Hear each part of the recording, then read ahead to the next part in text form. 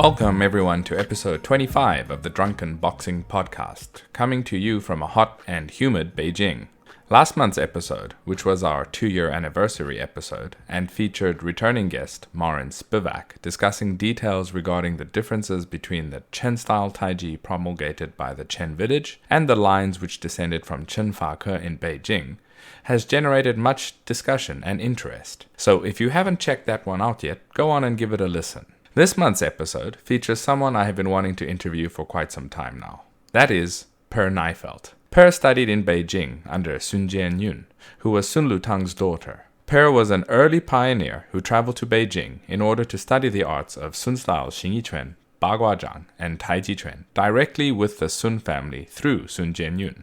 During his time studying in China, he also studied Xingyi Quan under Li Zunsi in Shanghai, as well as Yi Quan under one of the Yao brothers, Yao Chengrong, whom he still trains under today. Per Nyfelt is also a good friend of one of my previous guests, Jarek Szymanski, which made me want to chat to him even more. Per recounts his experiences in China and what it was like studying under Sun Jianyun in this fascinating discussion.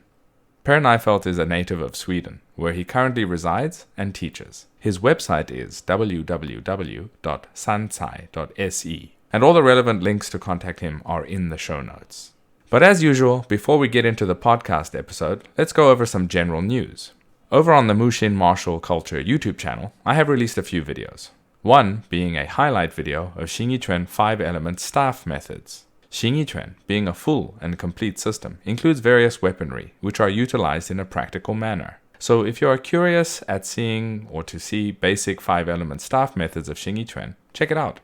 Also, I released the first episode in the Senki series on the various parks in Beijing where martial arts and other activities are practiced. This first episode gives you glimpses into the Temple of Heaven and what people gather there and do regularly. As time goes on, I will highlight other parks in Beijing and show you glimpses of their goings-on.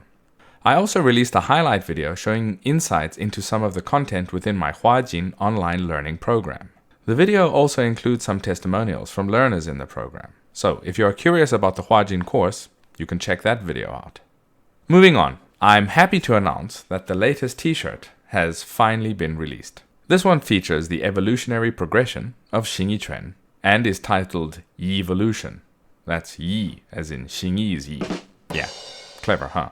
Anyway, it took me some time to create this, and I'm very pleased with how it turned out. It features a great design through which you can show your love for the art by wearing it. It is available on the Mushin Martial Culture Teespring store now, along with all our other released merchandise. You can view the merchandise at the Mushin Martial Culture Teespring store. The link is in the show notes, or you may simply search for Mushin Martial Culture within the Teespring site itself, which is teespring.com. That's teespring.com. As always, I am extremely grateful to all of you that support the Drunken Boxing Podcast and all the Mushin martial culture endeavors through my Patreon site. Your support through Patreon helps me to continue doing this. If any others of you enjoy my endeavors and would like to pledge some support for the podcast or channel, you may do so through the Patreon site. The Patreon site may be found at patreon.com/Mushin Martial Culture. That's Mushin Martial Culture, all one word. Again, the links are in the show notes. Apart from the general support tiers, there's a third tier, the Huajin tier, which is the online learning tier. Here, you have the ability to study the arts of Xingyi Quan and Bagua Zhang from me through a comprehensive program. Okay, let's get into today's episode. Here is Per Nyfelt. Okay, welcome to the Drunken Boxing Podcast, Per Nyfelt. I'm honored to have you as a guest on this podcast. I've been meaning to do this a while ago with you, but now we finally get around to it. So welcome. Thank you. Yeah. So happy to be here. Great. Some people within the community have heard of you, know about you, but maybe you could give us a brief introduction for all the other listeners out there. Sure. Okay, so I'm Swedish, based in Sweden. I started some kind of martial art practice when I was around 6 years old. My father taught me boxing and some jiu-jitsu. Then I went into judo. I think this is similar to a lot of the other guys that you have met before, right? So a background in Japanese martial arts initially. So I did judo for a couple of years, then aikido, kendo iaido, something called shorinji kempo, which is a kind of a Japanese version of Shaolin. Yes. And then, then sometime in my, I think it was upper teens, sometime I got exposed to Chinese martial arts, and that was sort of a game changer. So everything was sort of turned upside down. So it was one guy that was called William Dawkins. He was a psychology professor and Taiji practitioner. Okay. Who introduced me to one of his friends, Kent Williamson, he'd been in Taiwan and learning from Xingyi and Bagua and Taiji from some people there. Mainly a guy called Lo Hongming, who was doing Chengrong's Bagua, and his grandfather, I think, was a student of Li Zunsi. So. Very interesting. Interesting start, yeah. Yeah. And then, I wanted to ask you about the shorinji. think, Sorry, a little bit of a lag. Go ahead. Yeah, I wanted to ask you about shorinji kempo. Is that quite widespread in Sweden? No, I wouldn't say that. Oh, okay. There was about, I think there were three or four clubs in Sweden. It was one Japanese guy who was teaching, and a British guy. I think it's a kind of a nice, an interesting style in the sense that there's a lot of grappling and lots of sort of jiu-jitsu like chinas type of stuff, and nice mix with punching and kicking, and sort of well-rounded, and with an attempt to have sort of a deeper meaning and philosophy around how to view it. So in some sense, you can see it's a little bit closer to how Chinese martial arts are in some regards, I would say. Right. And interesting enough, there's a connection with Xingyi or Xingyi Ba with shorinji kempo. So there's some interesting ways of practice that I Xingyi Ba is kind of a difficult style to research, but there's some remnants of it, at least that I can see in shorinji kempo. So shorinji kempo, I have a very superficial understanding. I think it was, what's his name, Mr. Do, who was the chief proponent, and I'm not so clear as to whether it was a recreation or a compilation of differing things that he systemized. The latter. It's like he was exposed to a lot of different stuff in China, traveling around. I think he was some kind of intelligence officer or something like that for Japan. So he was sort of studying martial arts on the side, and he had an opportunity to travel around a lot and got exposed to various things. And some of the teachers, I don't know, there's some controversy about the origins here and there. And so, and obviously he had, in his family, he had some connections, some practitioners of some offshoot of Daito-ryu, Aikijutsu. I don't remember what that offshoot was called, but anyway, so there's some of the grappling stuff. I think is obviously from more jiu-jitsu tradition than who knows. Anyway, he created basically his own stuff. Right.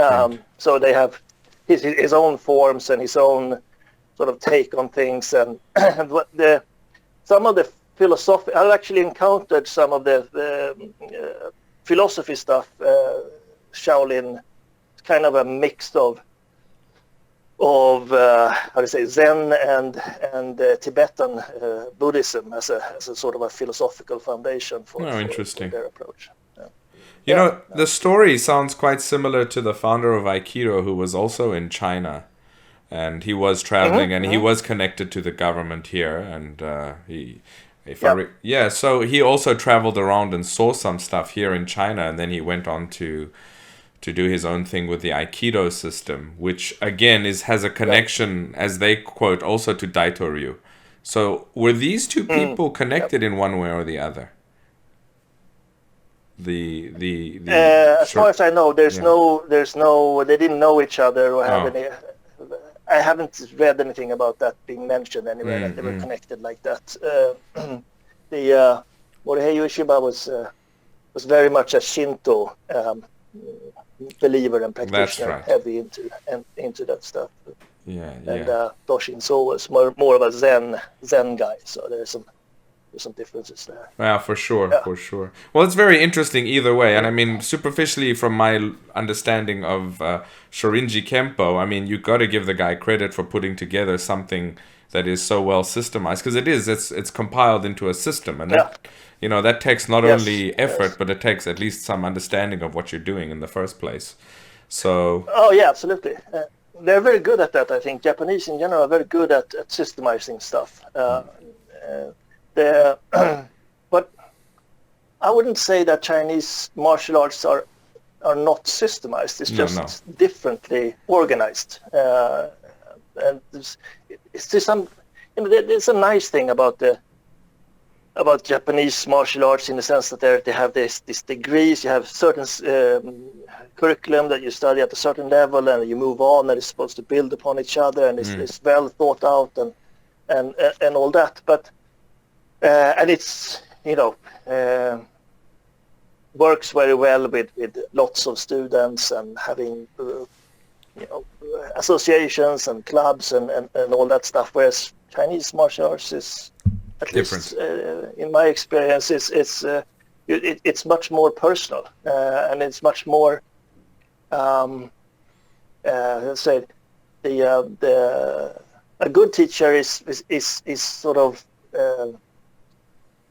pulling you and pushing you and fostering you and shaping you along the way, and the result among that teacher's students can be quite different. Yes. Whereas in Japanese martial arts, it's much more uniform, right? You can see that somebody who is doing at a certain level, you know what they know, and so the result is very different, I think. Yeah, that's very interesting. I mean, you've just basically touched on an important part of martial art practice, which is the social environment in which these arts come from affects how the arts were shaped and formed. And so many people today try to think that they will all be exactly the same, whether they come out of Japan or China or Indonesia or whatever. But no, the social interaction and the social culture of those different places was different.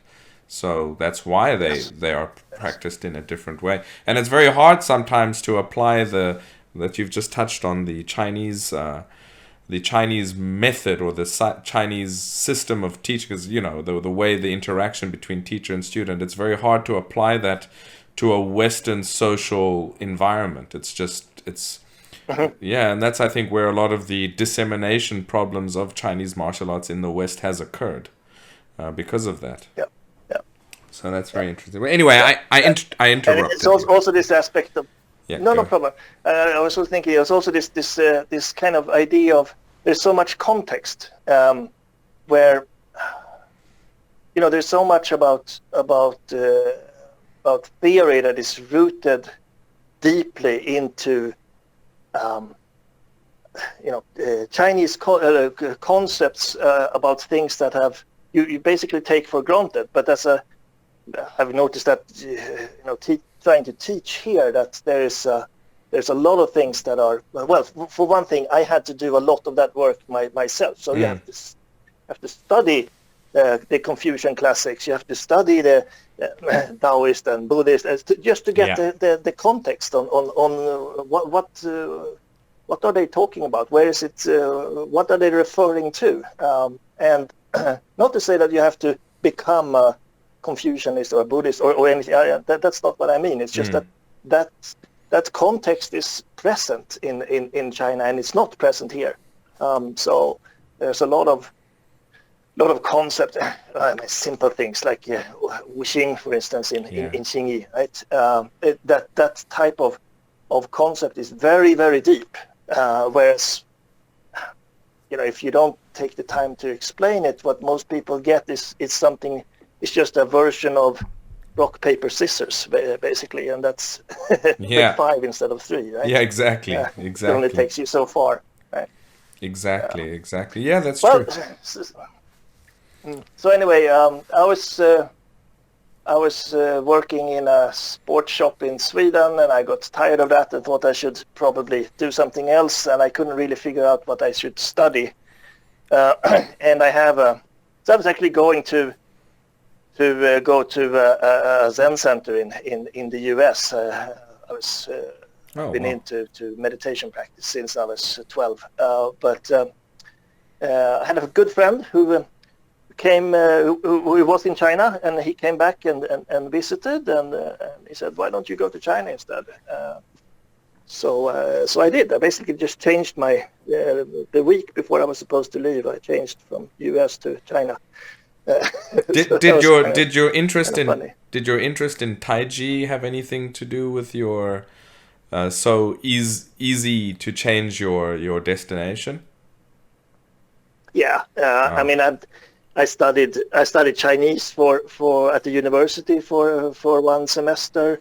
I had practiced, I did Bagua and Xingyi with Kent,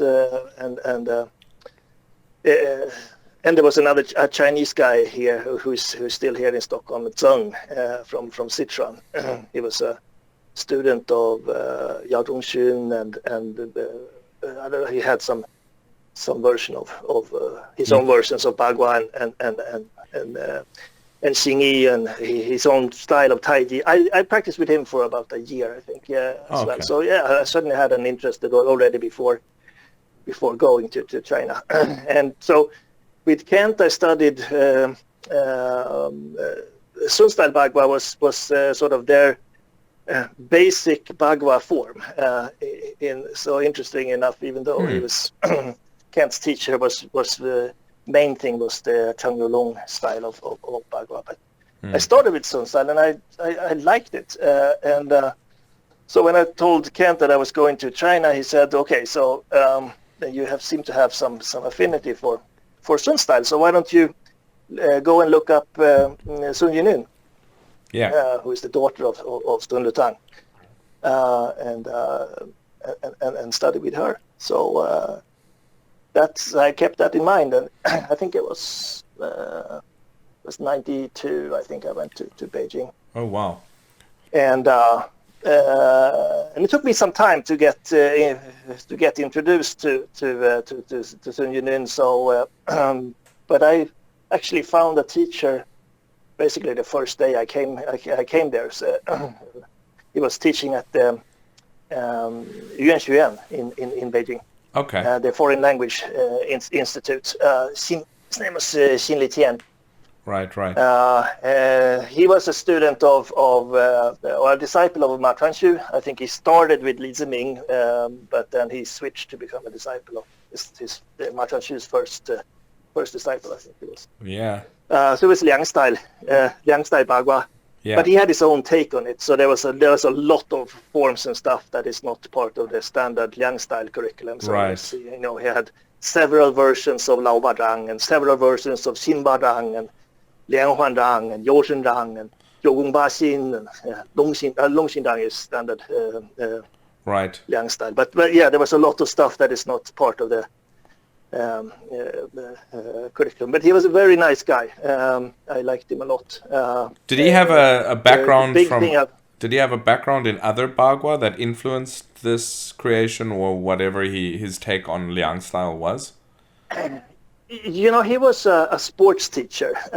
So, and he had one of those qualities that he had is that he could basically watch somebody do a form, and he would remember it.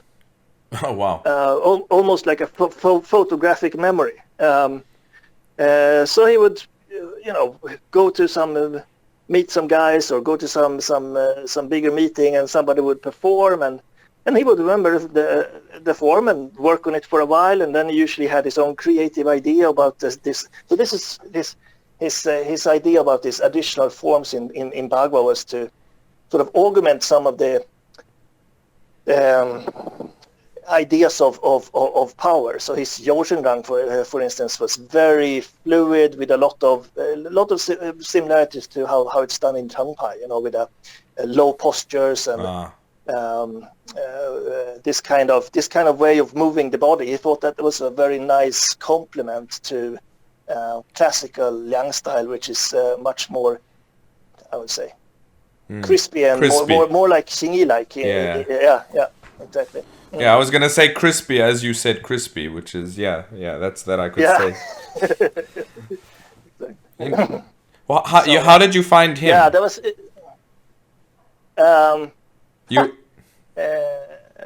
I asked somebody. So I was studying at Tsinghua University, and which is very close to the Foreign Language Institute. I think I asked somebody and said, "Do you know?" Oh yeah, I was. So I know a guy. Maybe we should go there and have a look. And so I went there, and he was Xingyi Quan was teaching, and that was basically it. You just start. Right. And it was sort of a fate thing, in not maybe meeting. Well, I'm quite grateful for all the stuff that he taught, even though I don't practice any of it anymore. But it was a nice introduction. He could only speak Chinese, so I was forced to learn to speak. And it helped a lot. I was practicing. I was there like 6-7 hours every day. So it really helped in learning Chinese. And he had a lot of this nice folk sayings about how to think about all this, how to say, it's kind of like Chami or that type of stuff, but also little sayings or wisdom words about how to move, how to think about fighting, or how to think, all that type of stuff was very, very helpful. And I met a very good friend that you had on a podcast before, Jarek. Yeah. He was also studying with Xingyi Quan at that time. Okay. So that was very nice. We really hit it off, and so we have most of the teachers that we have in common. Yeah. So we both of us studied with Sun Jianyun, did the disciple ceremony at the same time. We studied Bagua with Long together. We studied Taoism at Bayungguan together, and we had the same Xingyi Liuhe teacher, and also another Taiji teacher, Liu Rui of Zhao style. So you had the same Xingyi Liuhe teacher as well? You studied under Li Zunsi? Yes. Ah. Oh, Li Zunsi, yeah, okay. Exactly. Very interesting. Very interesting. Well, that I think was the fate part of meeting that teacher then, Exactly. Very interesting. But you came to China, so it took me like... sorry, you came to China, your initial idea was to go to a Zen retreat center in the USA, but you ended up at Tsinghua University. I mean, that's not very Zen. No. What happened to the Zen idea? That's right. You just went directly into Chinese studies? I would say so. We Jarek and I found a nice teacher in Bayungguan, a Taoist called Zhao Jianyun. Okay. Who was so it's not that I lost touch of that type of practice, and of course there's a lot of those things. I would say, of course, from in the Sun Lutang tradition, there's a lot of that type of practice as well. But also in Shi style Bagua, the Jialong's teacher was a Buddhist monk. So his there was some meditation and Neigong practices that are passed down. That are I'm not actually sure what came specifically from the Jialong's teacher, or what's been passed down from Dong Ai Chuan. Because I've seen there's a lot of both Taoist and Buddhist practice methods in most other branches of Bagua as well. So I'm not sure what is what. Yeah, for sure. Anyway, it took me some time to first to find Sun Jianyun, but then actually to get to be accepted as a student was not entirely easy, in the sense that the age, it was mainly due to the age difference. I was 23, something like that, and she was already in her upper 70s. So of course it's usually customary that I would study or lineage-wise that I would become a disciple of one of her students, her disciples instead.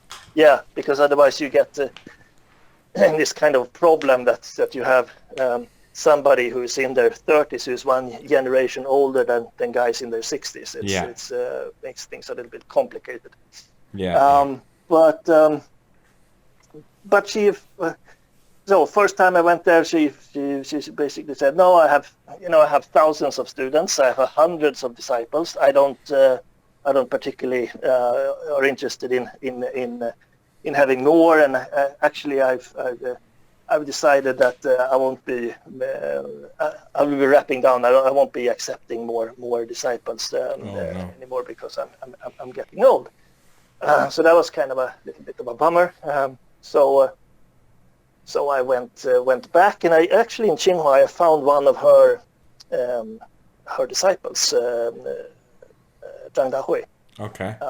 So we became friends and talked, and he said, well, you shouldn't give up this. You should try again.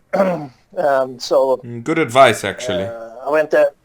Yeah. So I went there again, and brought some fruit and some presents, and we talked, and she said, well, because you're friends with Zhang Dahui, maybe he could teach you instead.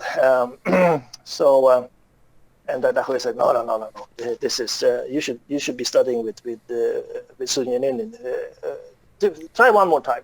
And then so I came, and she said, okay, I'll give you a chance. So if I don't mind correcting, but I hate to teach new material to people that don't get it. Okay. So I'll show you the Taiji form, and if you can do it, then I consider taking you on. If not, then never mind.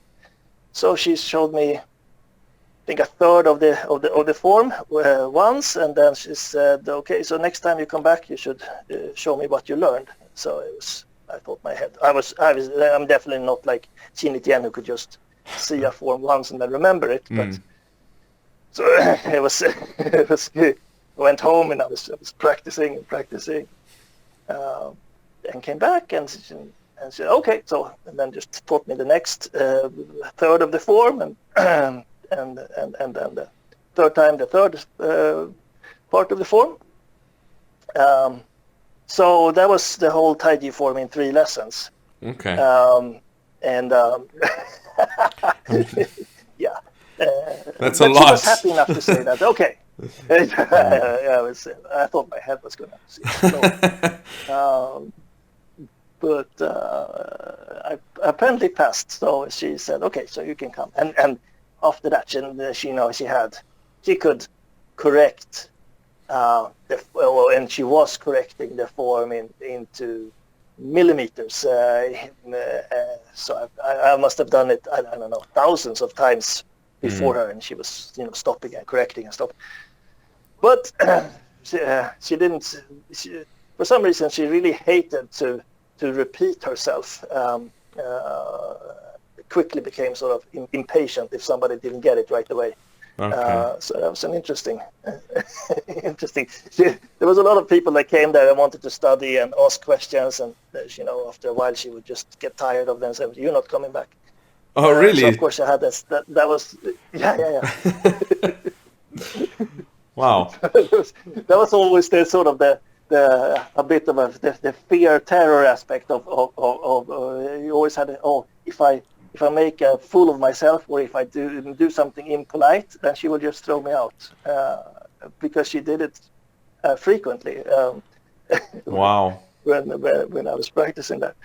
She doesn't So come that was the across thing, like that, from looking at a lot of the other, her interviews and her talking here and there. But I guess this is inside stuff. But I guess, I don't know, maybe it's from teaching for so long that eventually you're like, I really don't want to keep doing this from step one with everybody. So, I guess maybe that's why she got impatient as she got older. It could be, it could be. Yeah. So. Yeah, I think so. Yeah. Did your learning with you said his name was Kent back in Sweden? Yep. You said you studied a bit of Sun style with him, so he taught you. Did he teach you the Sun style Taiji routine? No, Bagua. Ah, okay. So had she shown you Sun style Bagua and said, "Let's see if you remember this," you would have been like, "Yes, I kind of know part of this already." So easy to remember. Exactly. She comes out with the classical long Sun style Taiji routine. So, yeah. Yeah, exactly. Yeah. Yeah, there were some differences between the Kent's Sun style and what I learned from Sun Jianyun. And also, actually, Di Long was also a student of Sun Lutang, so I also learned Sun style Bagua with him. How close were those so two? Those two versions? Quite. Those were quite close. Okay. Quite close. Yeah. It was. So Di Long was a student at Nanjing Guan. And Sun Lutang was teaching there, so he was studying with him, and he also studied with Chen Weiming. Okay. So he studied Yang style with Chen Weiming, and also Xingyi with him. Imagine being at that Goshu Institute during that time. I mean, you're living inside history, a very important history. We look back on those people and those places like the highest level. Well, I mean, I wouldn't say the highest level, but a very revered place to study these arts with those people. And here you are touching a piece of that history by studying under them. So yeah, must have been amazing. Yeah. So you studied. How long did you study with Sun Jianyun, and what was that like? I mean, apart from her terror it was that you had. It was a very, I'll say special. It was. So I was living in Beijing until '94. So it was like a little bit over 2 years. 2.5, I think, something like that.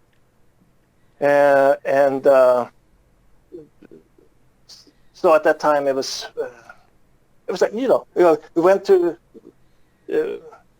her place. She was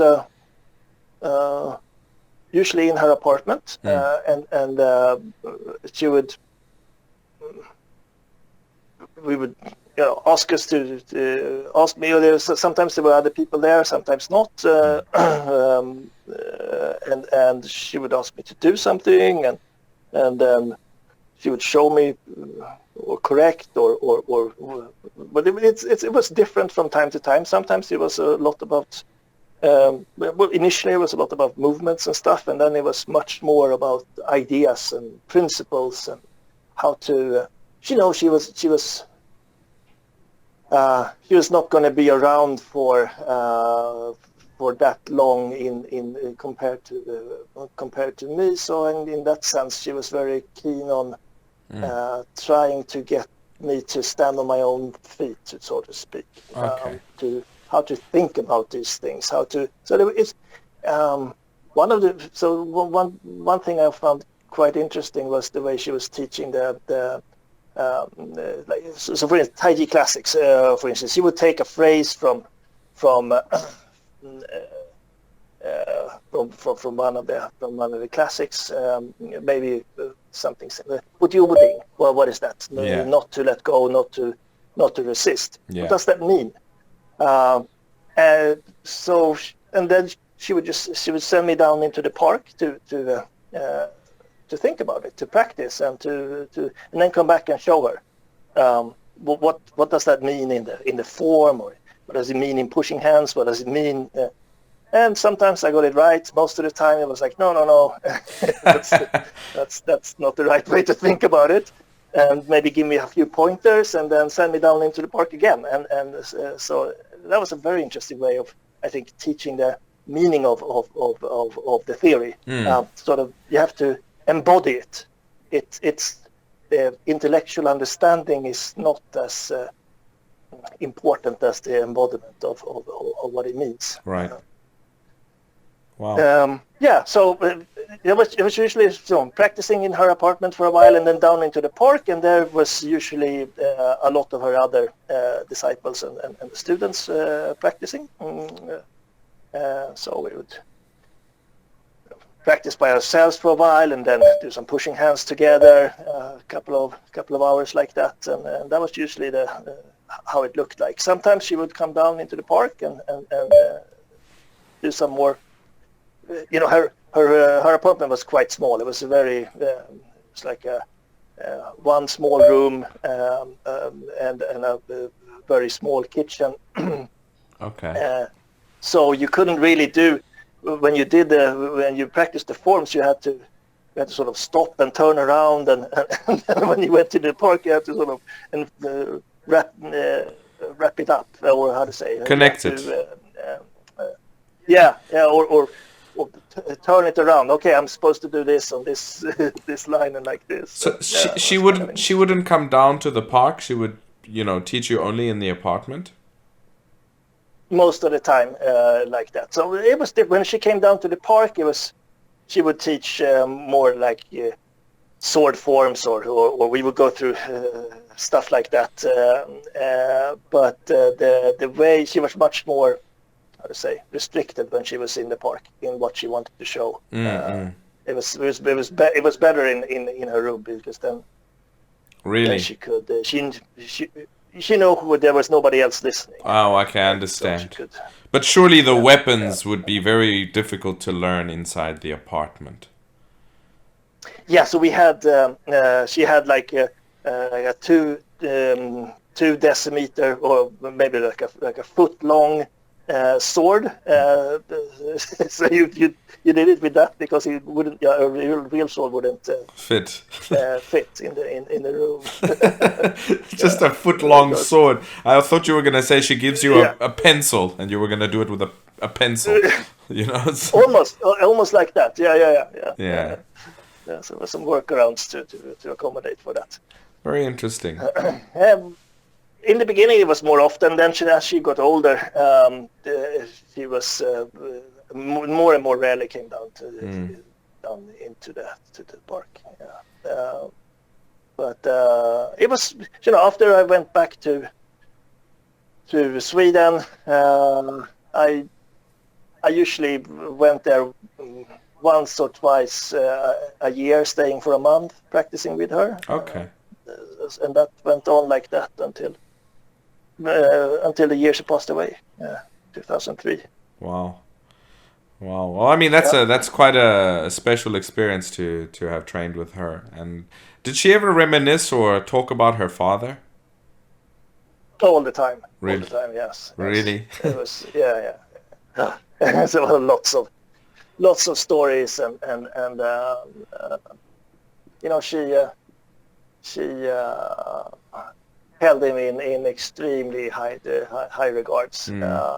She was quite young when he passed away. Yes. So, based on that, she never she always had this feeling like a daughter admiring the father. He's as close to God incarnated as you can be, basically, right? Yeah. But I think one of those good things about it was that she was very, adamant about certain things that Sun Lutang thought was important, and even though for a while I was under the impression that she was not changing anything with regards to forms and ways of teaching and stuff, but I realized after a couple of years that's not exactly true. There was some I think some improvements or changes, and she actually created some stuff her own. So we have a Bagua Duilian, Duitian pair sword practice that she created. So it was not that she was only sticking to what Sun Lutang had taught, and that's it. Right. Yeah. This the sword, was it Bagua straight sword? Yes. Oh, okay. Yes. Look, I mean, a lot of people have the same, and I think it's quite common as well that we sit and think that any change is bad. It should be done exactly the same. Yeah.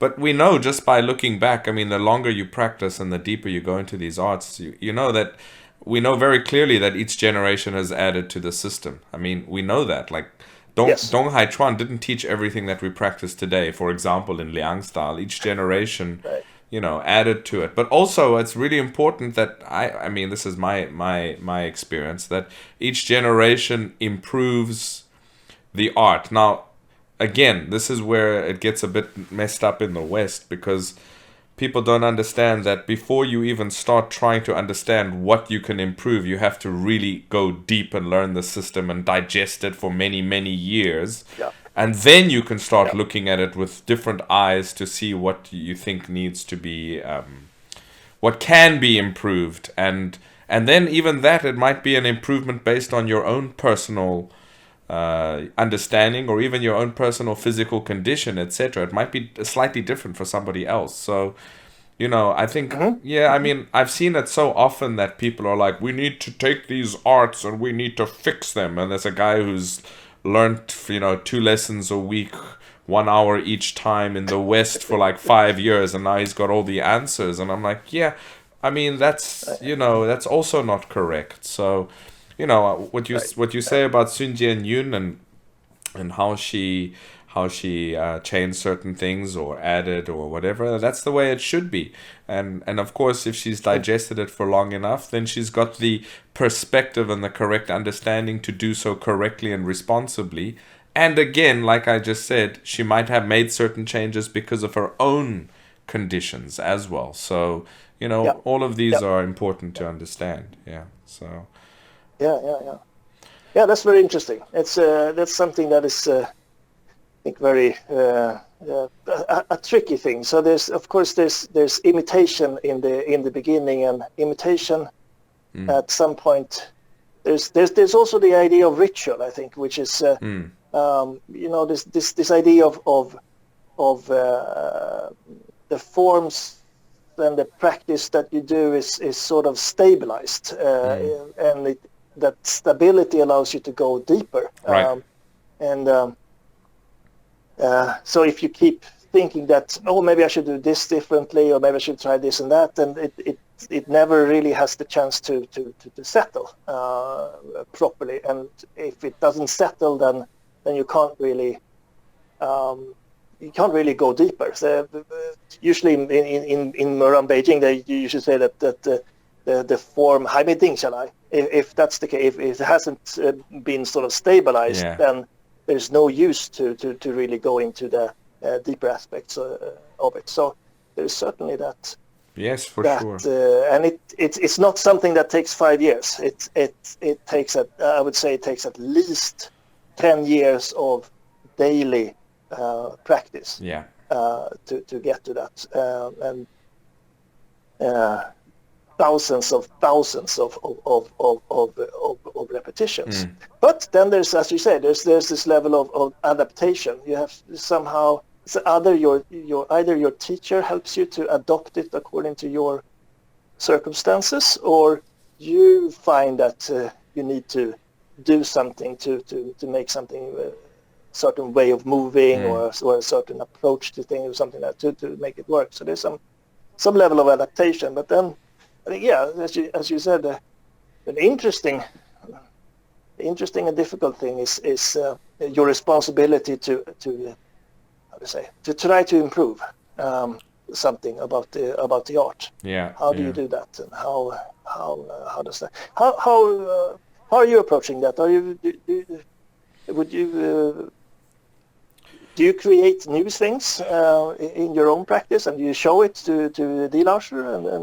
Well, I've got I'll give you some small examples. I mean, for example, my teacher himself, I know that based on what he learned, a lot of what he's teaching me has been improvements and adaptations that he himself did from what he learned. Yeah. So, and he's you know, I don't know if you've met him, but he's very his way of thinking about martial arts, he's almost, I've said this before and some people have used the same words for me, but he's also like a wuchi, you know. I mean, these people that wuchi, I mean, for the listeners, it means a crazy martial arts person. It's somebody who's either practicing, thinking about practice, or has something on his mind regarding practice almost all day and all night. If he's not practicing, he's talking about it and teaching it. If he's not teaching it and talking about it, he's writing about it. If he's not writing about it, then he's reading about it. And if he's not reading about it and he's sitting in front of the TV, he's thinking about it. So, you know, I've tried to do similar things in my practice over the years, and it's something that he's encouraged, you know, like he's got this idea of Weishima. You got to ask Weishima. Weishima is not just to the teacher, but to yourself all the time. Ask Weishima. Weishima有这个感觉. Weishima means why. Sorry for the listeners, but Weishima means why. So ask yourself why. Don't just ask their teachers why. Ask yourself why. And ask yourself why on big levels and small levels. Why do I do the technique like this? Why does it feel like this? Why does my foot feel like this? And all of these things. And I found that through this kind of, you know, introspection with a serious focus, you start to be able to refine things in certain ways, for sure. And I've found, you know, even from my own understanding of training, that I've in some cases asked and shown my teacher some ideas or methods or something that I've found that helps with a particular problem that I had with Weishima, with a question that I was asking myself, and this is a solution. And and he's you know, even for him, he's like, oh, this is really good. You should write about this. You should show people this training, because I've developed a few of my own little set things that help with the overall training. I wouldn't say I've created anything like I'm not going to create a form or something like that, but drills and practices and things that help, that are directly connected to everything that he's taught me, to help them and to further refine or develop them. Yes, I've done this for sure. For sure. Nice. Yeah, there's this idea of depth, of going deeper into the art, and I think that this idea. So one of this, of course, there's knowledge, right? So expanding the knowledge about what this means, how it's done, how other people are doing it, how you can apply it, how it works in various different applications based on a movement, the principles of, you know, all that knowledge part of going deeper. But and then you have this idea of connecting it to the core of your being, or your essence, or whatever you want to call it. It needs to be genuine. It needs to be sort of nature, an expression of your true nature. Otherwise, it's somehow empty or not true. Yeah. But there's this idea about, I think, which is quite important in Chinese martial arts, is wuxing.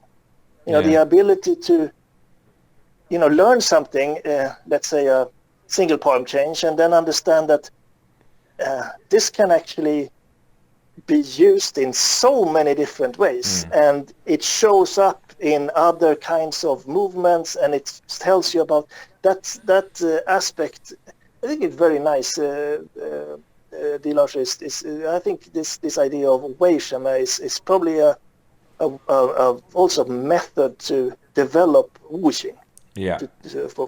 Would you agree? Yes, I agree completely. I mean, he's always been about that, to, again, like you just said, single palm change. If you're asking Wei Shima single palm change is like this, why is it like this? Then you'll have 100,000 answers over time that you will, and they're all true.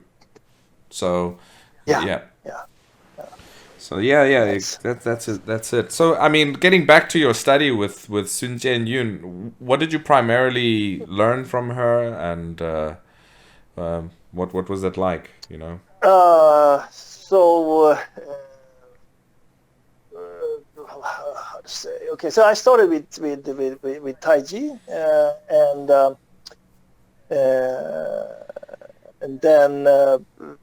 then it was.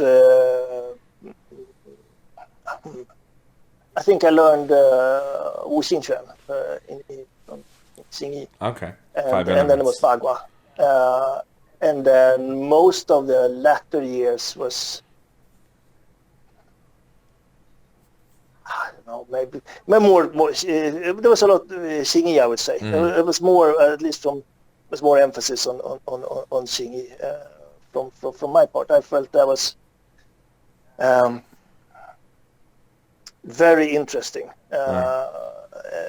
From it's Xingyi is not at all what it looks like. Yeah. And I found that quite rewarding and interesting. Even though I've seen that for myself as well. Even though I've done more. I did more Bagua. I've studied a lot of different types of Bagua, but Xingyi is it sort of grows on you over the years. It's really this is sort of the dilemma, and I think you have the same. I don't know if you practice Taiji as well, but with Xingyi and Bagua, sometimes you sort of you find something. And then it's all you sort of fall in love with Bagua again, and then it's all, and that's what you do, right? So of course you do some Santi and some wuxing but the main focus and the main practice is around that. And then suddenly you, in the middle of doing a basher or something, you something new happens and it's sort of a new area, and then it's all Xingyi. So for me, it's like that. It's like these three Xingyi, Bagua, Taiji. They keep sort of craving attention, and it goes round and round, and it just does. And I think they enforce it, at least the way that they are approached in Sun style, which is they are somehow. They're connected on many different levels. So our Taiji is a little bit, how to say it? It's quite similar to Wu style, Wu Zhang style of Taiji. But there's something that makes it compatible on some deeper level with Xingyi and Bagua. So it works perfectly together like that. It seems to. Well, I've been doing this for I don't know, what is it, 30 years now, and it doesn't seem to ever. It just gets more and more interesting. Yes. all the time. I mean, what you said, like I don't do Taiji. I just do Xingyi and Bagua, and already that is, as you've said, the one feeds the other, and then the one gives you insights into the other, and then you make breakthroughs on the one, and then you're focusing on that, and through that, then you get a breakthrough on the other, and then it's just continuous. Yeah. I don't envy you doing all three, because just the two. I'm like, if there was a 38-hour day, maybe I could add a third practice. But as it stands at the moment, it's really hard. And this is another thing that, even Xingyi and Bagua, we do them as systems. So there is quite a bit of content, but it's about doing all the core content. You have to do the core content all the time. And then trying to just cycle through the other. I try to cycle through the other content as I go, and sometimes in different seasons I cycle on different things. But it takes so much time, and it's a continuous development.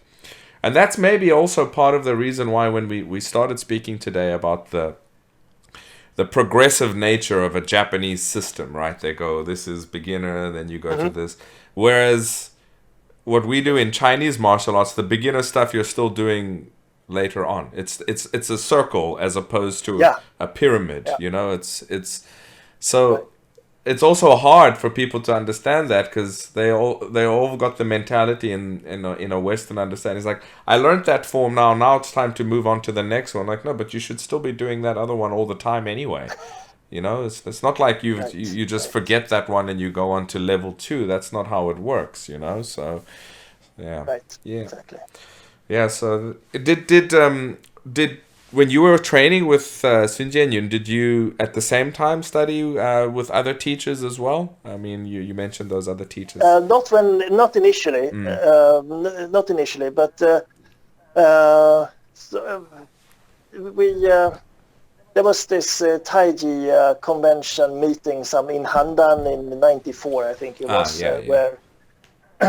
where the guys from Zhaobao decided to sort of come out and show what they've been hiding, been doing.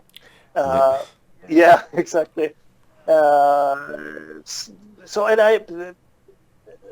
I met a guy there who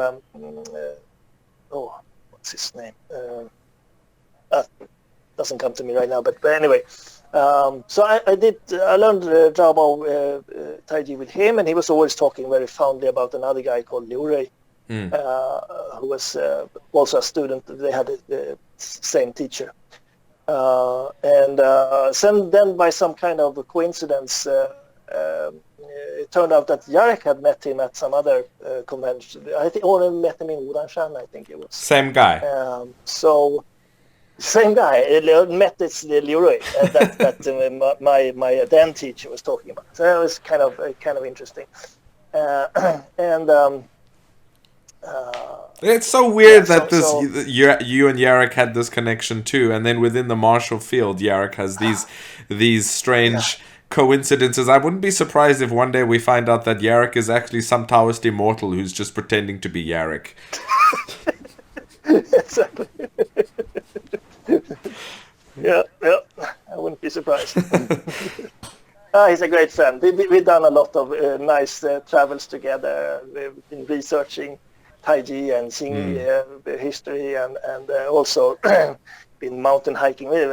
He's a great friend, and a very, very good practitioner with a lot of knowledge. We have, I would say, some differences in approach and ideas, which makes it for lots of fun discussions when we get together. Oh, that's good. That's how it should be. Yeah. We shouldn't all be exactly the same. Yeah. Otherwise, it's boring. I can talk to myself if that's the case.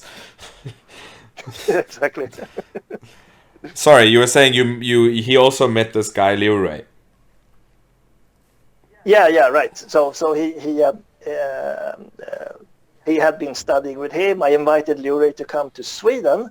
So he came, and then I went there to visit him and so forth. So it sort of happened that way, that I also learned Zhaobao Taiji, which I thought was for me it was interesting, because going back in the history of things,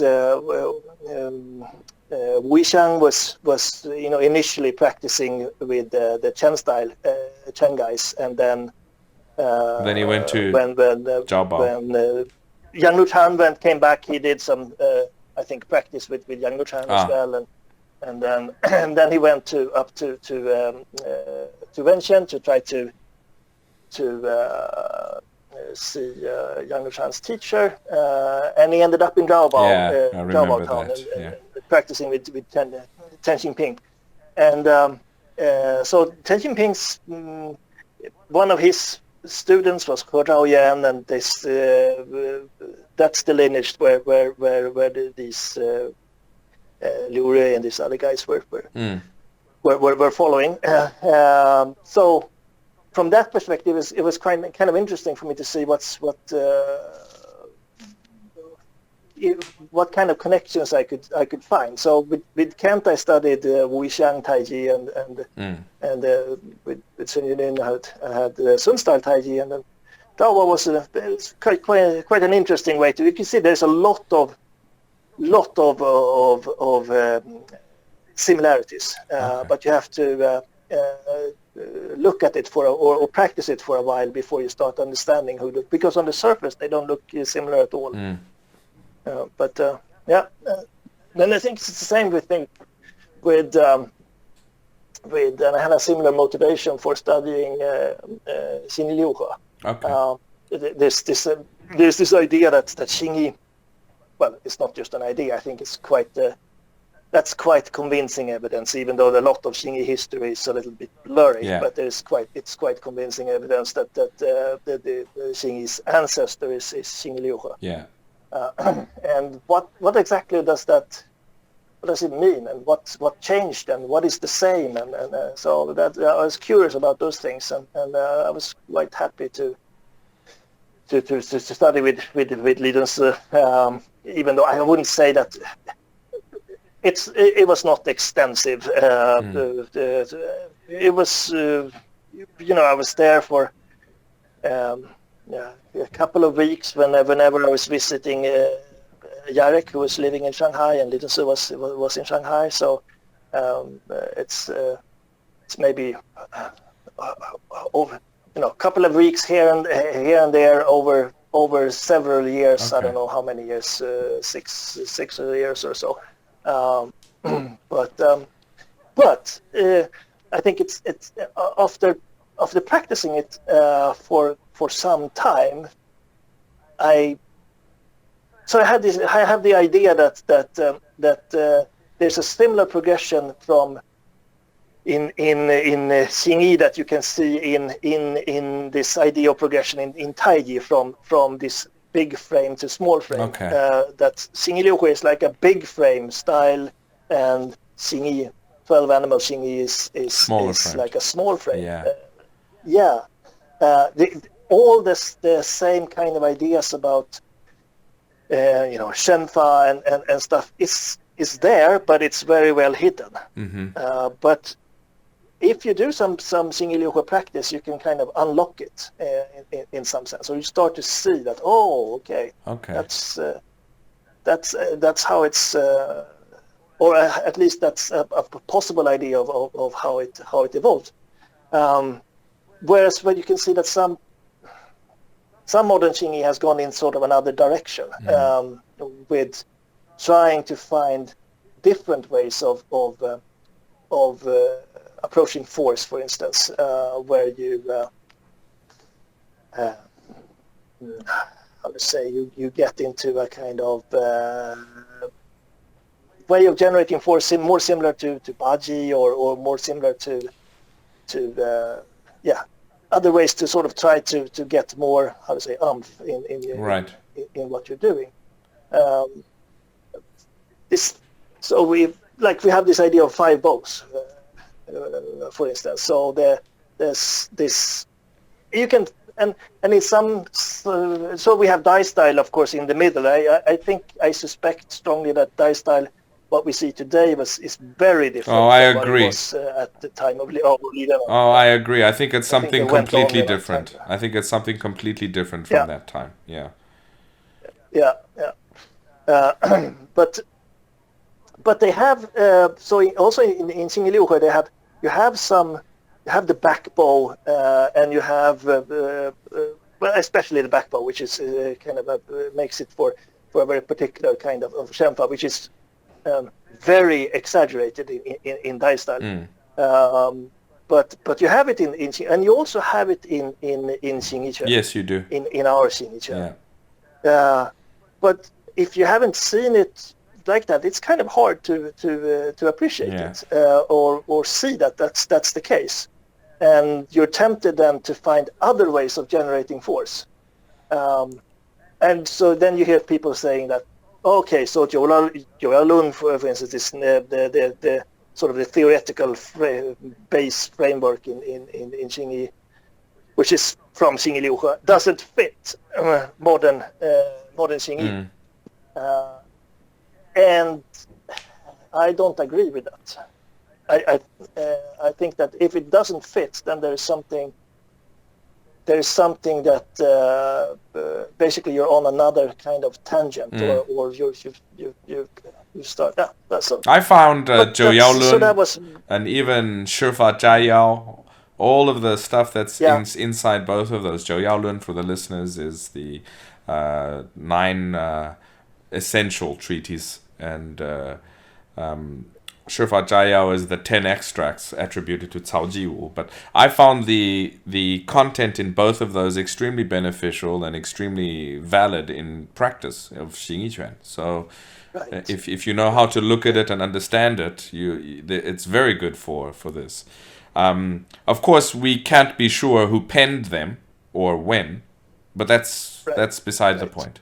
That's beside the point. Yeah. So for me, it has been sort of this kind of idea of being interested in something to figure out how it works together, how it fits, what's the idea. I think probably Shustyle Bagua is a little bit on another tangent. It was just fun and interesting, and he was very skilled. He was very, very, very good. Had very nice guy to practice. Of course, he studied also with Sun Lutang. So that was important from the perspective of learning something from somebody else who's been practicing directly with Sun Lutang. Between those two, though, so between him and Sun Jianyun's teaching and perspective on Sun Lutang's content, was there a lot of connection and a lot of differences, or what? I would say there was quite similar in the shape, but in terms of the idea or the approach. So Zhang was a Bagua guy. He loved Bagua. He knew Xingyi. He knew Taiji. But Bagua was his thing, and in Sun style, Bagua is very minimalistic. Okay, it's basically you have 10 palm changes, and then you can do them. You do them in different ways. So you have like a Dingshu practice, Lian Huan, and you have Yao Shen and Bian Zhang. This kind of. But in terms of material, it's quite thin. Okay. Right. But not in terms of idea of everything is there. So that's what I realized after. So I did Shi style for quite some time, and of course this Chengrong Bagua I learned before, and Yang style, and I could find everything in Sun style. So once I realized how that worked, how I could find it, I could drop the other ways of practice. Okay. So from a perspective of, I think from a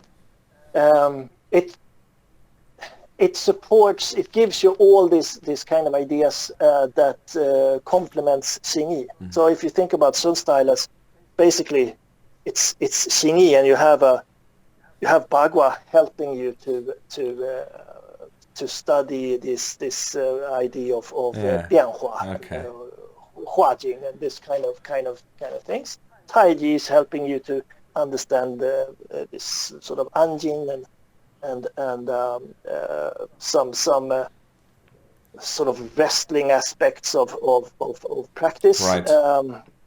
But the main the main thing, the sort of flagship in Sun Lutang's martial arts is Xingyi. So from that perspective, it's as you said, 2 is enough for you, and I think that Liang style has quite it's a quite extensive curriculum. There's a lot of things to do, so you can't really do that and all of Xingyi, which is quite extensive as well. Right, adding a third one. Oh my God! No, I can appreciate that.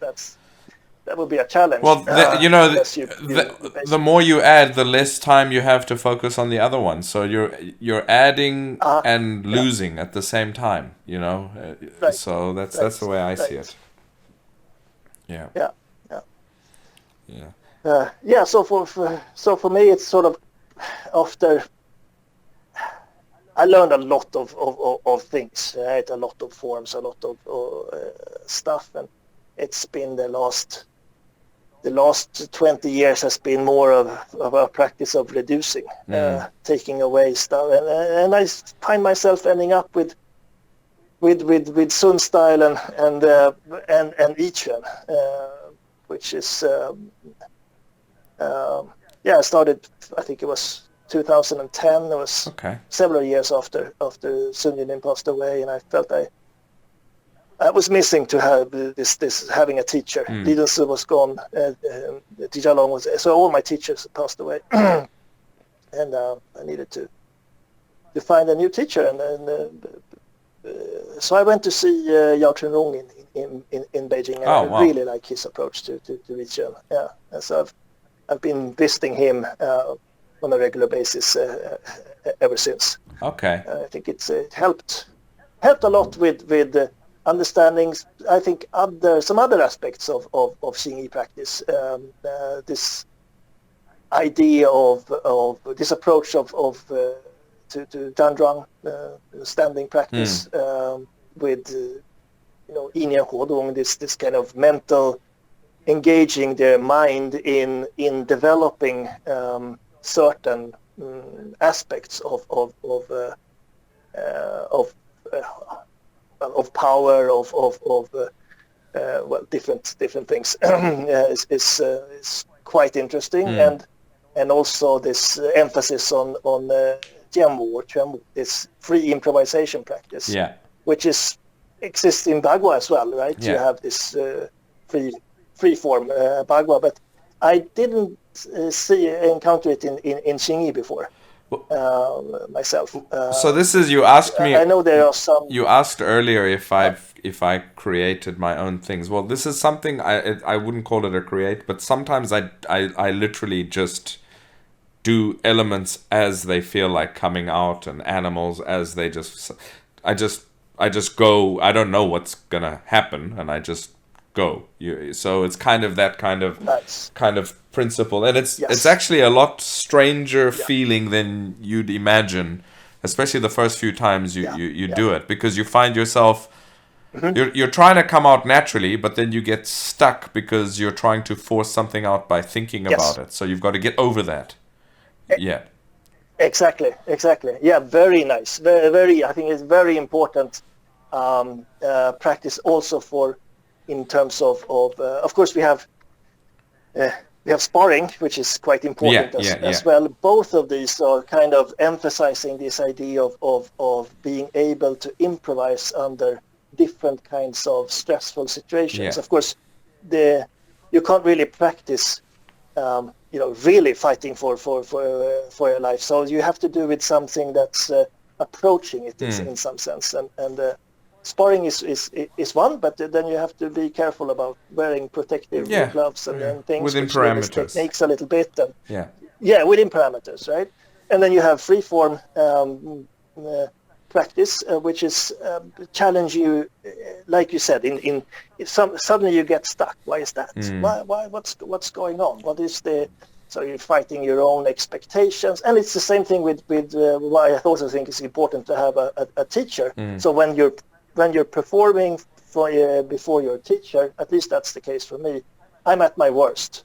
I never suck that much as when because get nervous. You want to do that's another sort of pressure in some sense to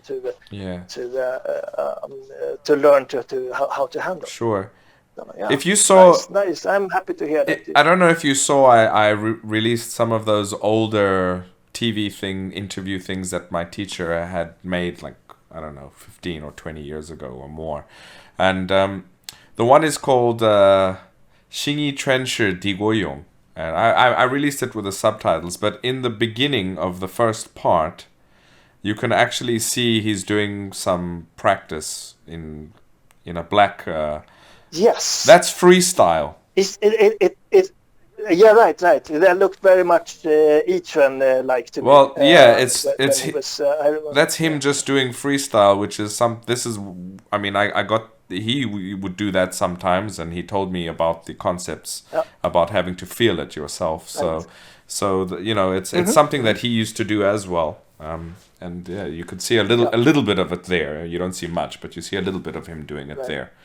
So yeah. That's nice. Do you know if that's is there because I know that Sun Jianyun and Wang Shanghai were very close friends. Do you know if that came from that inspiration, or was it something that I haven't asked already existed? I haven't asked, but I mean, I've got my own thoughts about Yi Quan as well, and like you were saying, as you get older, as you do more practice, as the years go by, you start reducing. And it's not surprising to me that these things start looking very similar at the end, and then their concepts start becoming close to that. Like Yi Quan has a similar idea that they're reducing things, focusing on certain things, and going into freedom. Well, you can get to that conclusion without doing Yi Quan if you've Sure. So for me, the idea is. And it comes back to digestion, and learning something first, because you can't reduce something you don't have, I can't reduce practice if I don't have the practice in the first place, and I can't reduce these, strip away what I think is not essential to focus on the core if I haven't spent the time developing that core. And I think this is also, that's right. It's also it's a very difficult thing for people to have I lost you? No, I'm here. Sorry. It's sorry, some strange message came up on the screen. Yeah, it's a very difficult thing when people look at arts like Xingyi and Bagua, and then try to understand Yi Quan and how it's presented to the uninitiated. They think, well, you've got to have less, and you get. It's the same concept that happened, I think, in my opinion, and this is again my opinion, that happened with Bruce Lee's Jeet Kune Do. I mean, you won't get to the same conclusion as he did because you didn't walk his path. I mean, it's quite simple. Right. So I don't know what part of this came through the connection with Shang Yunxiang, maybe with Wang Xiangjai, but I do think that. All roads lead to Rome. If you follow the correct road correctly and spend the time on it, you'll probably get to the same destination in certain shapes or form. I think so. And I know that Wang Shanghai learned it from a Xingyi guy. So it's obviously been in the Xingyi tradition, baby. Yeah, we have a whole before. We have a whole bunch of Neigong stuff that we don't generally show outsiders, but we have a lot of Neigong practices, and when I was learning them from my teacher, they're, a lot of them, they're mostly Dingbu, so you're in one position, but you're moving, doing repetition of certain movements, and they look like, a lot of them, there's quite a few of them, but some of them look very much like the similar practices I've seen in Yi Quan, like the turtle coming out of water and things like that. Okay, it's different, but I can see the core is very similar on a lot of them. So it would be very. And when I asked my teacher about who these came through, he does say it came through Li Zunsi and Shang Yunxiang, that these methods came through. So I'm sure there's overlap for sure. So yeah. And for me, those are the core of my practice. Those those Neigong practices. It's again something my teacher would say. You can, if you're busy, too busy to do all your training today, at least do your Santi Shi and your Neigong. If you got to do something and you got to cut something out, don't cut that out, because that's going to develop the real skill, the mechanics, the subconscious programming, which is a whole other part of things that we don't talk about too much, and I think a lot of people don't understand. But a very important aspect of Neigong practice is the subconscious programming. All of that is very important, you know. So yeah, that's my experience. Yeah, and it is this kind of way it's changing the body as well. I think it's as an important. I haven't seen exactly what you do, but I've seen it in a lot. This kind of Daoyin or Daoyin Neigong or whatever you want to call it in many other Xingyi styles, including what we have in Sun style. Is sort of there's this aspect of to some degree is changing the body a bit, and also it develops a certain kind of ability to express power. I think it's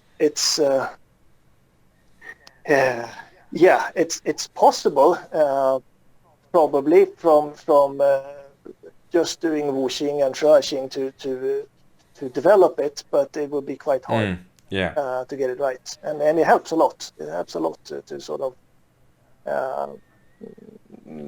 guide you through those kinds of transitions. Well, I think I appreciate it. A lot of people who like to quote Guo Yunshen's idea of Ming An Hua, Ming Jing, An Jing, Hua Jing. If they actually look at that thing and are able to read that text about that particular subject, he says that the first step is to change the bones. So you were just saying about changing the body. I mean, these are connected concepts, you know. So, and he says that's the first step is to change the bones. So, and I agree fully that these Neigong practices and the practices on a whole, but more directly, these specific Neigong exercises do indeed change your body. They definitely do. So, yeah. There's a lot to be said for that. Yeah. If I could touch on a subject and to hear your experience from Sun Jianyun as well. I mean, her father was quite focused on the medical, to a degree, side of the internal martial arts practices. I mean, you can see it in his writings as well. So where do you think this for him came from? Was there any particular reason why he focused on these aspects, and how did she deal with these aspects when she was teaching you? So I think that from Sun Lutang's perspective, it seems to have been a kind of idea or a kind of approach or hunch maybe that people around that time had that there's some level of connection between mainly Taoist Neigong practice and what's going on in martial arts. You can see similar things like in the Songpai Xingyi, for instance. They also have their approach to Neigong, which is greatly inspired by Taoist concepts and stuff. So I think that was probably the where it started. So it's and Sun Lutang was, he was at quite a young age. He was introduced to Xingyi, and I was after I think it was 5-6 years with his first teacher. He was sent to practice with Guo Yunshen, and he stayed there for like 8 years. And then he was sent to Chang Tinghua, who was to learn Bagua with him, and he was there for sort of a short time. I think it was 3 years or something like that when he was living there. So, and I think also that's the sort of the reason why Sun style is relatively short in terms of curriculum. It's basically just the core ideas that you need based on being an accomplished Xingyi practitioner.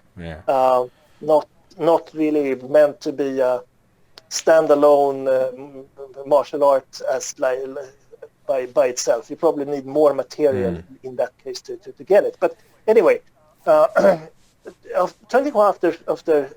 about 3 years, he sent Sun Lutang on his way to research I Ching, and I think that's also this kind of idea that, well, you mentioned like Dong Chuan.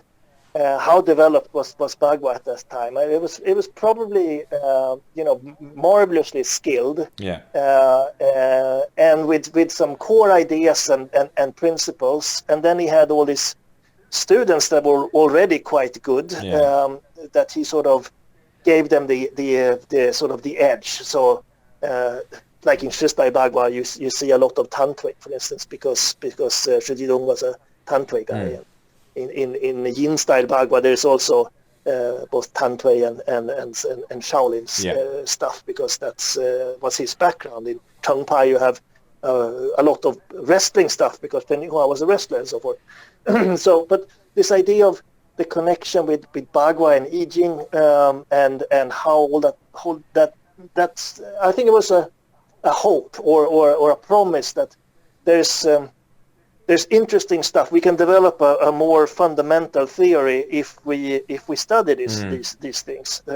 So Sun Lutang going to Sichuan to study there was probably one attempt among many at around that time for the second generation and third generation to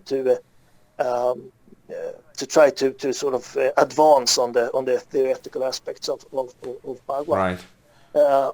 And Sun Lutang he agreed that there is some interesting things here going on. There is some interesting connections to be made. So then is the question, how far do you want to take it? So I think in his books, he kind of alludes to, I wouldn't say he explains, he more alludes to how they could connect together and how they could sort of help each other, but he doesn't go into much of deeper explanation. Basically, you have to study that stuff yourself to understand what he's talking about. Yeah, for sure. But in terms of practice, go ahead. Right. In terms of practice, from a practical perspective, with Sun Jianyun, I could. Typically I would have studied, Xingyi Quan, this Sun Lutang's book on Xingyi, and I would say, okay, so I want to. How about this, Longxing opening Dumai and Huxing opening the other way around, and she would just say, well, I don't know about don't worry about that. Yeah. You can. First you practice it and do it for a long time, and then maybe we can have a discussion about it. Then we have discussions later on, but it's the idea is to do it sort of the other way around. The experience comes first, and then theory helps you to sort of organize your experience. If you do it the other way around, it becomes this immensely complicated. There's some examples I think in Bagua more than Xingyi, because Xingyi has more of a down to earth approach to things in general. But there's some examples I think in Bagua where you have my internal organs has to correspond to a certain trigram and has to be aligned here and there and this and that, and she has to it's a waste of time.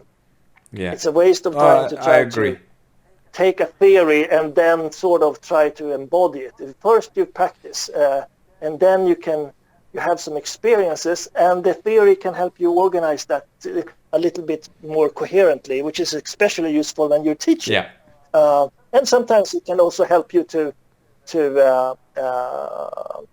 make certain jumps, perhaps in your own development.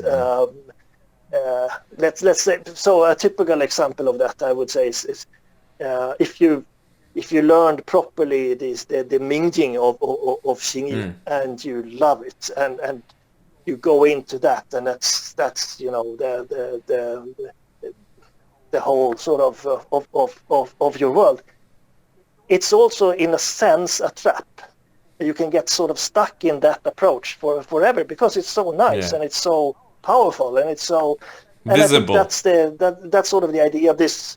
Yes, right, exactly. This kind of idea of this famous story with Guin Shen and Cui Dai, when he was going there and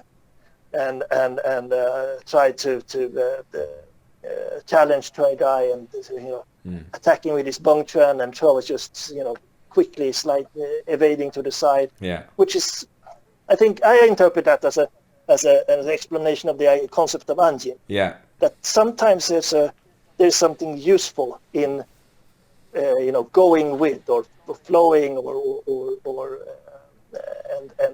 evading, and and we have the same idea in my style, in Li Zunsi's approach to Xingyi Liuhua. We had for a while this very powerful type of Neigong, which I kind of an iron body training, and you learn to suck the balls into your body, so you wouldn't you could take a kick in your groin without being affected much and stuff. But there was an incident when there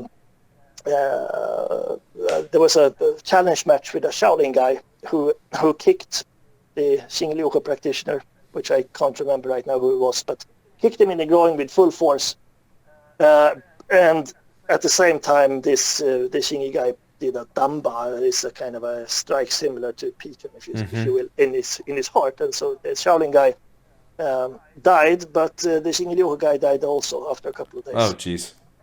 So that's when we realized that this is it's the wrong approach. You can't really do it this way. You can't really go on force and power alone. You have to. So after that, my style Xingyi got a lot more agile, which I think is a wonderful.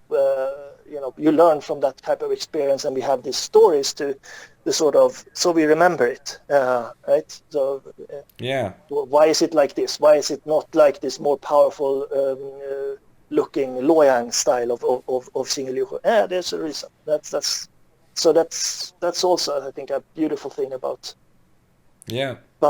traditional martial arts, with all these stories that has a lot of meaning and things to ponder. We learn from mistakes throughout, where you took one aspect too far in some ways, and you have to sort of retreat back. I think when talking about this medical aspects of approach to martial arts, I think there's some degree of usefulness in it, but if you take it too far, it becomes some kind of weird esoteric practice that forgets what it's doing. Yeah, right? Something like that. Yeah, you said something quite good about you should have the experience first, and that's the same thing again. Like my teacher's very much into 感觉, feeling. It's like he'll just ask you, oh, you understood this movement? Okay, cool. 什么感觉? What feeling? How does it feel? And you're like, what do you mean, how does it feel? I didn't think about that. Is it you should think about that. How does it feel? And that's important. And I think that's exactly it. I mean, you can't explain pain. I can maybe give you a book you can read about what pain feels like. You can read all the theory about it. Yeah. But all I need to do is slap you in the face once, and all those books, you can maybe write them yourself, in fact. So just through one experience, the theory comes out. And you're right. I think people get caught up. They get lost. They get backwards. And then some of them don't even ever have the experience because they're so stuck into the theory. So it becomes completely pointless. Yeah. But, from my, I was looking a lot at Sun Lutang's history and some of the people that he learned and interacted with and studied. And there was a person that stood out for me quite seriously. I don't know if you know who Bai Xiyuan is. Have you heard this name?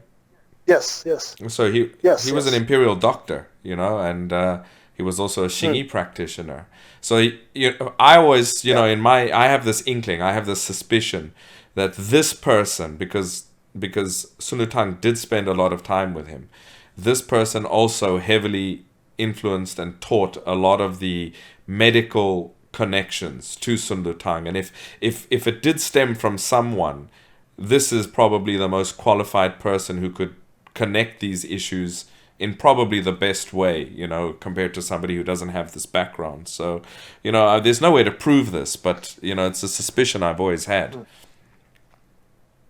I think you're right, that the influence from Bai Xuan shouldn't be dismissed. I think he was also famous for his Xingyi was very subtle. Yeah.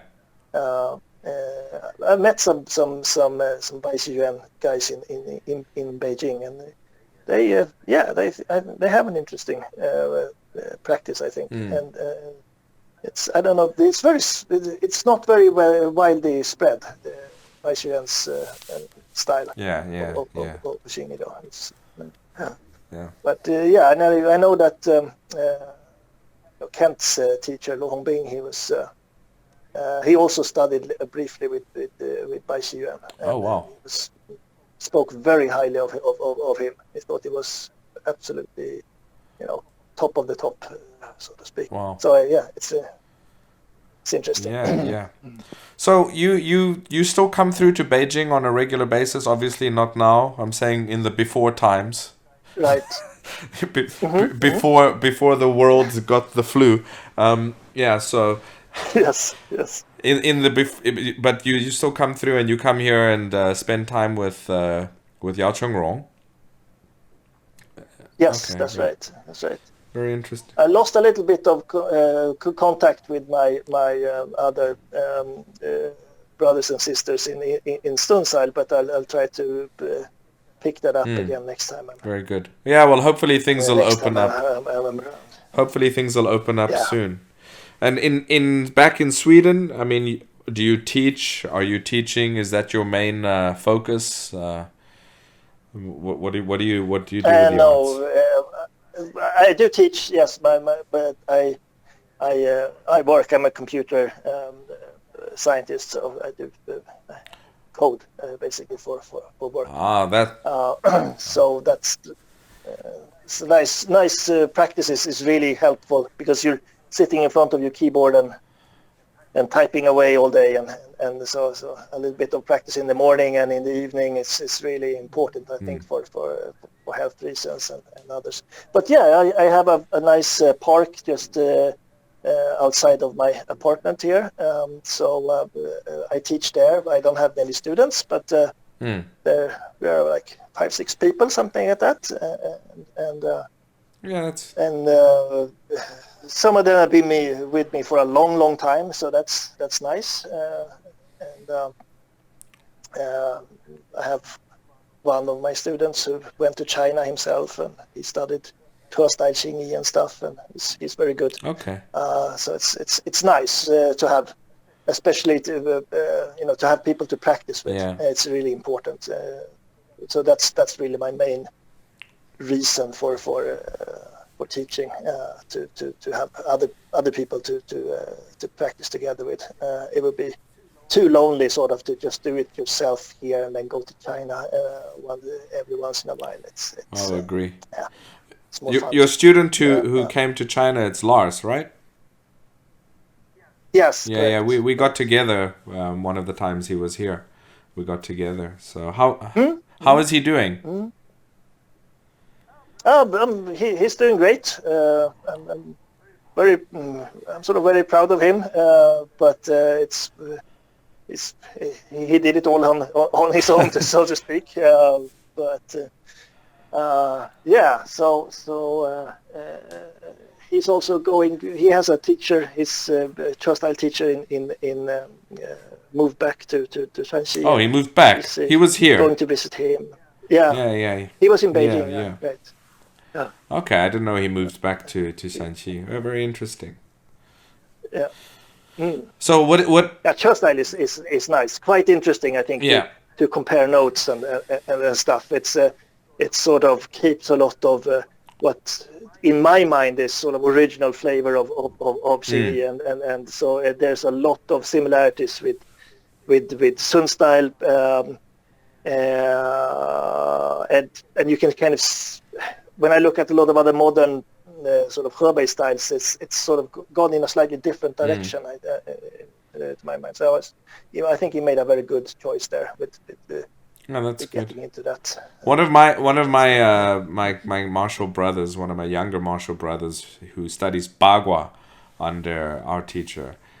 He comes from he lives in he's from Vladivostok in Russia, but he studied in Harbin.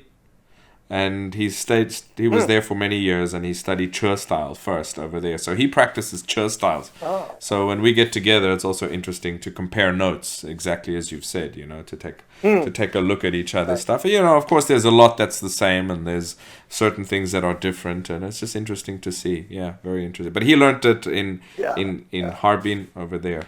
So, yeah. Okay. So yeah.